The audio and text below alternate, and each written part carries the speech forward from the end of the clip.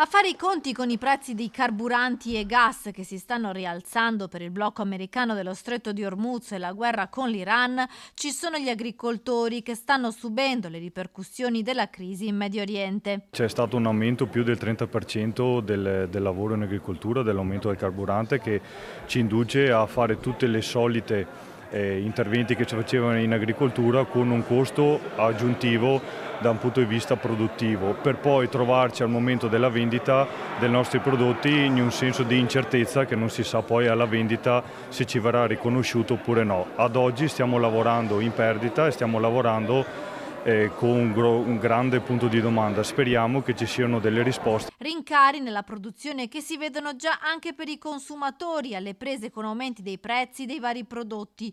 I rappresentanti delle categorie del settore primario veneto al Vinitaly ripongono speranze nell'incontro con la Premier Giorgia Meloni. Abbiamo bisogno dell'unità di intenti di tutti.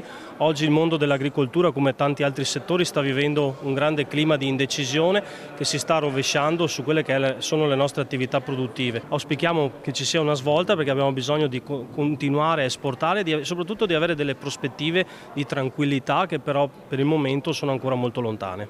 Agricoltura sempre più meccanizzata che fa i conti con i costi del carburante, ma a rischio ci sono anche gli approvvigionamenti di fertilizzanti. La difficoltà di reperire concimi e quando si riescono a reperire, specialmente gli azotati, sono a costi molto elevati.